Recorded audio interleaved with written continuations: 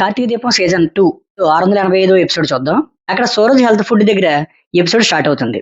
ఏమైందన్న అడుగుతాడు అక్కడ వర్కర్ సూరజ్ని. మన ముఖ్య అతిథి ఇంకా రాలేదేంటా అని చూస్తున్నా అంటాడు సూరజ్. ఇంతలో ఫుడ్ కోర్టుకి ఒక కారు వచ్చి ఆగుతుంది. మా బ్రదర్ టైమింగ్ ఎప్పుడు మిస్ అవ్వడో అంటాడు సూరజ్ ఆనందంగా. కార్తీక్ కారు దిగితే ఇద్దరు విష్ చేసుకుంటారు. కారులో జ్యోత్స్న పారిజాతం ఇద్దరు ఉంటారు. జ్యోత్స్న కోపంతో రగిలిపోతూ ఉంటుంది. ఏంటి పెద్ద మేడం గారు కారు దిగరేంటి?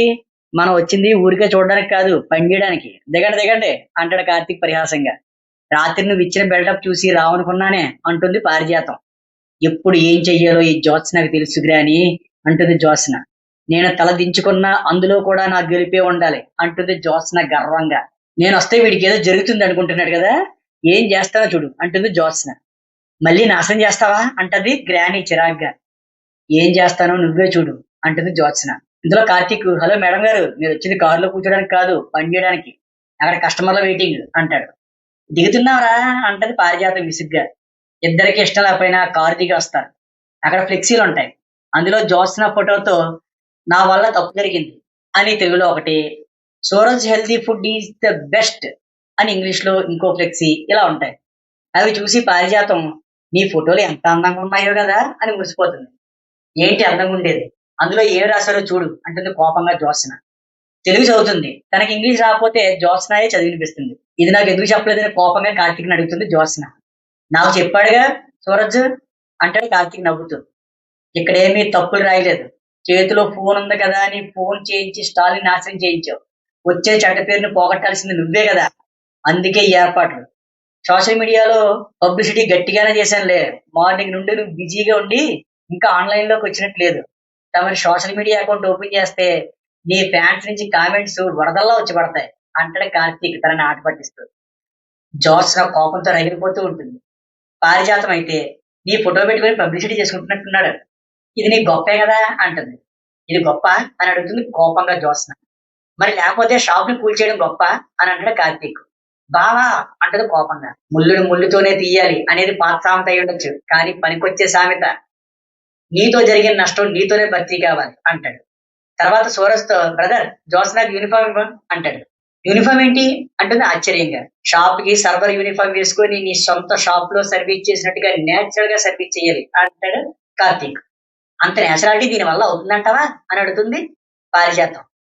అవుతుంది పారు, అయ్యేలా నేను చేస్తానుగా అంటాడు కార్తీక్.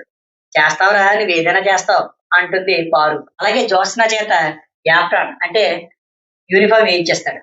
శబాష్, ఈ గెటప్ నీకు పర్ఫెక్ట్ గా సూట్ అయింది అంటాడు నవ్వుతూ. అక్కడ ఉన్న కస్టమర్లు అందరూ తాను మాజీ మిస్ హైదరాబాద్ అని పరిచయం చేస్తాడు. సూరజ్ హెల్దీ ఫుడ్ ప్రచారకర్త తనే ఇప్పుడు తన చేతితోనే జ్యూస్ చేసి ఇస్తుంది, ఇక వెళ్ళి డ్యూటీ ఎక్కమంటాడు. ఎంతలో కూడా జ్యోత్స్నతో సెల్ఫీ కావాలని అడుగుతాడు. వాడిని తోసేసి, మేడం ఇక్కడ పని చేయడానికి వచ్చారు, సెల్ఫీల కోసం కాదు అంటాడు కార్తీక్. జ్యోత్స్న కోపడుతుంటే, కోపం వద్దు నవ్వుతూ సర్వీస్ చెయ్యాలి అంటాడు కార్తీక్. జ్యోత్స్న కోపడుతుంటే పారిజాతం వచ్చి మనసులో ఈ సమయం వెళ్ళిపోతుంది అని అనుకోమంటది. అది కోపంగా ఈ సమయం ఎప్పటికీ గుర్తుండిపోతుంది అని అనుకుంటాను అంటుంది. వెంటనే కార్తీక్ అందుకొని, ఇది కూడా బాగానే ఉంది, ఇది ఎప్పటికీ గుర్తుంటే మరోసారి ఇలాంటి తప్పు చెయ్యు అంటాడు. అందరూ ఎలాగైతే తనని డ్యూటీ ఎక్కించేస్తారు. తనకి జ్యూస్ చేయడం రాకపోతుంటే, తనని ఇంకా ఏడిపించగరా అంటది గ్రాని. అయితే మనం ఇక్కడ కూర్చొని ఫోటోలు తీసి పెద్ద ఆయనకి పంపిద్దాం, ఆయన చాలా హ్యాపీగా ఫీల్ అవుతాడు అంటాడు. అక్కడ ఫోటోలు తీసి పంపిస్తాడు. ఇక్కడ ఇంట్లో ఆ ఫోటోలు చూపిస్తూ, చూడండి ఈ ఇంటి వారసురాలు ఎలాంటి పరిస్థితి తెచ్చుకుందో అంటాడు శివనారాయణ అందరికి చూపిస్తూ. ఆ ఫోటోలు చూసి అందరూ బాధపడతారు.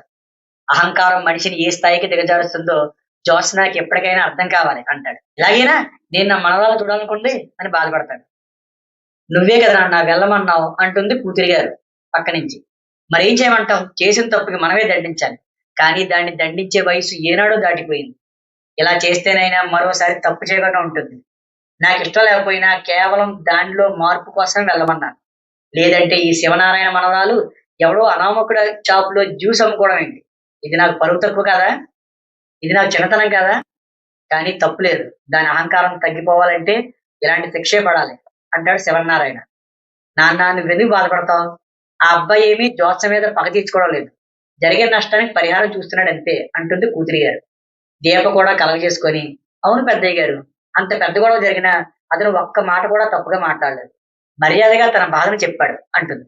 ఇంతలో కొడుకు గారు కలవ చేసుకొని అవును నాన్న, జ్యోత్స్న ఇలాంటి శిక్షకు అర్హురాలు అంటాడు. పిల్లల్ని సరైన దారిలో పెట్టడమే పెద్దలు చేయాల్సింది. ఎంతో జీవితం ఉన్న మనిషి, ఎంతో ఎత్తుకి ఎదగాల్సిన మనిషి మన పొగరిని చిన్న వాళ్ళ మీద చూపిస్తూ ఉంటే మనం సహించకూడదు అంటుంది కోడలు గారు. అవును వదిన, ఆ వైరాగాడి విషయంలో చూడు ఎంత పెద్ద ప్రమాదం జరిగిందో. మన ఇంటి పిల్లని ఎత్తుకుపోయాడు, డబ్బులు ఇస్తే గానీ వదలనా అన్నాడు. కానీ ఈ సూరజ్ అలాంటి వాడు కాదు. ప్రతీకారం తీర్చుకునే బదులు పాడు చేసిన వారి చేతులతోనే పాడైన దాన్ని బాగు చేయాలనుకున్నాడు. మంచి మాట తీరు, మంచి పద్ధతి, మంచి కుటుంబంలో పెరిగిన అబ్బాయి అయి ఉంటాడు అంటుంది. ఇంతలో దీప మనసులో జ్యోత్స్న సంగతి నీకు తెలియదత్తా, అది పెద్ద కిలాడి, దానికి ఇలా జరగడంలో తప్పేం లేదు. బావ అక్కడే ఉన్నాడు కాబట్టి ఒక ఆట ఆడుకుంటాడు అనుకుంటుంది మనసులో నవ్వుకుంటూ. ఇక్కడ ఫుడ్ స్టాల్ దగ్గర కాలు మీద కాలు వేసుకొని జ్యూస్ తాగుతుంటారు కార్తీక్ మిగతా వారు. జ్యూస్ త్వరగా చేయమంటాడు సూరజ్ జ్యోత్స్నతో. జ్యూస్ రెడీ చేయడానికి నానా తంటాలు పడుతుంటుంది జ్యోత్స్న.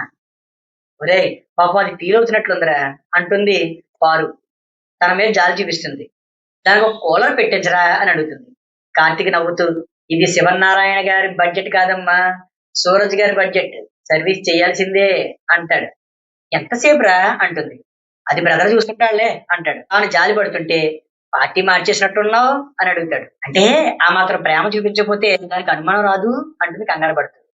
ఇక ఇక్కడ జ్యోత్స్నాని ఆట పట్టిస్తుంటాడు కార్తీక్. సరిగ్గా పని చేయకపోతే సాయంత్రం దాకా ఇక్కడే ఉండాలంటాడు సూరజ్. ఇక్కడ నా పరుగు పోతుంది అంటుంది జ్యోత్స్న కోపంగా. ఆల్రెడీ ఇక్కడ జరిగే ప్రతిదీ నా సెల్లో లైవ్ టెలికాస్ట్ చేస్తున్నాను అని చెట్టు మీద ఉన్న కెమెరా చూపిస్తాడు సూరజ్. ముందు ఆ వీడియో ఆపు అంటుంది జ్యోత్స్న కసిగా. నాకు కావాల్సిన పబ్లిసిటీ వచ్చేసింది, కానీ మీ టాలెంట్ తో ఒక కస్టమర్ ని స్టాల్ కి రప్పించగలగాలి అంటాడు సూరజ్. అందరూ తప్పదంటారు.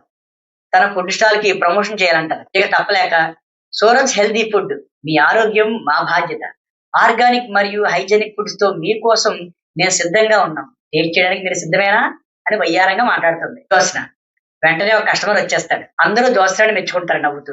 ఆ కస్టమర్ వచ్చి అన్ని ఆర్గానికేనా, అయితే నీ చేతితో ఒక మంచి జ్యూస్ చేసి ఇవ్వు అంటాడు. ఫ్లెక్సీలో ఉన్న ఫోటో చూసి నీ షాప్ కి నువ్వే ఫోటోలు పెట్టుకున్నావేంటి అని అడుగుతాడు. తనది షాప్ పెట్టుకున్న స్థాయి అనుకుంటున్నావా అంటుంది పారిజాతం కోపంగా. పని మనిషి స్థాయి అంటాడు కార్తీక్ నవ్వుతూ. బావా అంటుంది కోపంగా జ్యోత్స్న. అంతేగా చిన్నమరదలా, నువ్వు ఇప్పుడు పనిచేసే స్థాయిలోనే కదా ఉన్నావు. సరే ఆ ఫోటోలు ఎందుకు పెట్టారు అని అడుగుతాడు కస్టమర్. ఇలా కొంచెం టాలెంట్ ఎక్కువ బాబాయ్ అంటాడు కార్తీక్. ఆ కస్టమర్ తో గొడవకి దిగుతుంది జ్యోత్స్న. మీరెవరు బాబు అని అడుగుతాడు కస్టమర్. అతను మా డ్రైవర్ అంటుంది జ్యోత్స్న పరిహాసంగా. అతని డ్రైవర్ ఏంటి, జమీందారీ బిడ్డలా ఉంటేను అని మెచ్చుకుంటాడు. మురిసిపోతుంటాడు కార్తీక్. ఆ పిల్లని చూస్తే నీకేమనిపిస్తుంది అని అడుగుతుంది పారిజాతం. పని చేసుకునే పిల్లే అంటాడు. తర్వాత వాడి మీద కోపంతో అన్ని రకాల ఫ్రూట్స్, నిమ్మకాయలతో ఒక చండాలమైన జ్యూస్ తయారు చేసి ఆ కస్టమర్ కి ఇవ్వబోతుంటే సూరజ్ దాన్ని కింద పడిపోయేలా చేస్తాడు. వెంటనే సారీ చెప్పి వేరే జ్యూస్ కలిపిస్తాడు సూరజ్ అతనికి.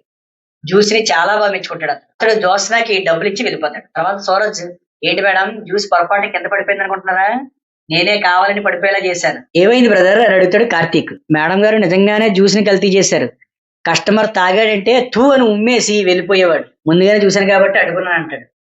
వెంటనే జోస కోపంగా ఇక్కడ పని చేయాల్సిన అవసరం నాకు లేదు, ఇక్కడ నా పని అయిపోయింది, నా రేంజ్ కి ఇప్పటి వరకు నీ స్టాల్లో పని చేయడమే చాలా ఎక్కువ అంటుంది. మేడం శివనారాయణ గారి మనవరాలనే బ్రాండ్ ఉండడమే మీకున్న స్థాయి, అది కాస్త తీసేస్తే ఇందాక వచ్చాడు కదా కస్టమర్ రంగబాబు, ఆయన చెప్పినట్టు నీ రేంజ్ ఇదే.